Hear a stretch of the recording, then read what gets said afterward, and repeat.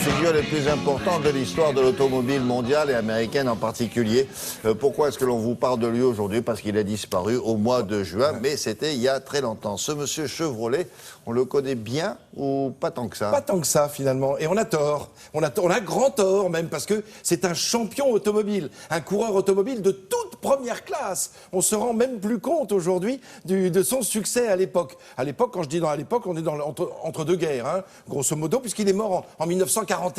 Un peu abandonné, un peu ruiné, un peu, oui, et un peu blessé, plus que blessé, parce que le pauvre, il a couru tellement qu'il a eu énormément d'accidents.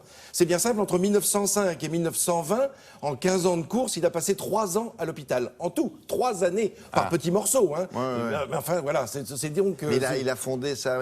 Alors, en fait, c'est un Suisse. Il est né à la Chaux-de-Fonds, ou bien... Et puis, oui. bah oui, son père était horloger. Et puis, finalement, ils ont déménagé à Beaune, en France. Là, il va rester quelques années. Il va... un jour, il y a un Américain, très riche Américain, monsieur William Vanderbilt, qui tombe en panne, à Beaune. Et personne n'est capable de réparer sa voiture, sauf un petit gars, il a 17-18 ans, c'est Louis Chevrolet, qui réussit. Et qu'est-ce que lui dit Vanderbilt? Mais il dit, mais traversez l'Atlantique, venez aux États-Unis, vous allez vous faire une carrière en or, évidemment. Bon. Une carrière en or. Entre-temps, il passe par Paris, c'est l'exposition universelle de 1900, et là, il découvre quoi?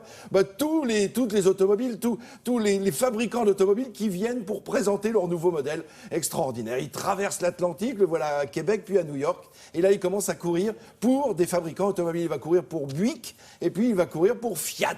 Ah oui, mais il n'est pas du tout mécanicien à l'époque. Alors, à l'origine, il était mécanicien. À l'origine, puisque son père était horloger, déjà la mécanique l'avait tenté. Et vous savez qu'une voiture qui tourne comme une horloge, c'est un vrai bijou. Allez, on regarde des images, on va découvrir... Le voilà, quelle merveille quand même. Bonne tête, Louis. Ah, mais c'est surtout ses oreilles qui sont pratiques pour écouter le moteur. Non, mais voilà, puis les moustaches, formidable. Alors donc voilà, ce Ça Louis... vous rappelle pas un comédien dans une fille? Hein? Oui, bah oui. Il a le même casque. Alors voilà, le voilà avec...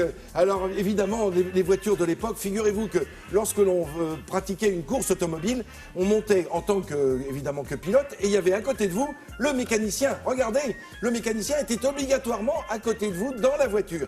Et malheureusement, avec le nombre d'accidents que Louis Chevrolet a eu, 4 de ces mécaniciens ont disparu pendant des accidents automobiles. Mais il faut voir aussi, regardez comment étaient fabriquées ces automobiles. Il n'y avait aucune sécurité, évidemment, de part et d'autre. Il suffisait qu'il se passe quoi que ce soit pour que la mort soit au bout du virage. Alors voilà cet homme qui s'appelle Durand, William Crapaud Durand. Eh bien cet homme, Crapaud, c'est R-A-P-O. Mais cet homme, c'est lui qui a fondé General Motors.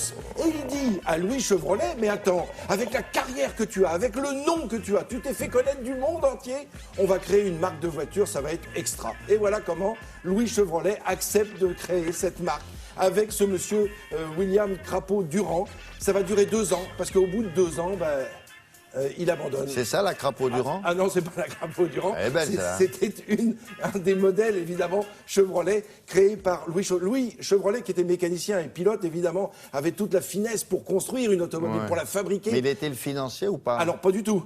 Et en plus, quand il a revendu ses parts, l'autre lui a donné 3 fois rien. C'est-à-dire que Louis Chevrolet est mort ruiné, alors que l'autre, avec le nom Chevrolet, évidemment, a fait une véritable fortune. Et ils ont gardé le nom. Ben oui, puisque là, c'était dans le contrat initial, puisqu'il avait pris Louis Chevrolet avec lui pour avoir le nom.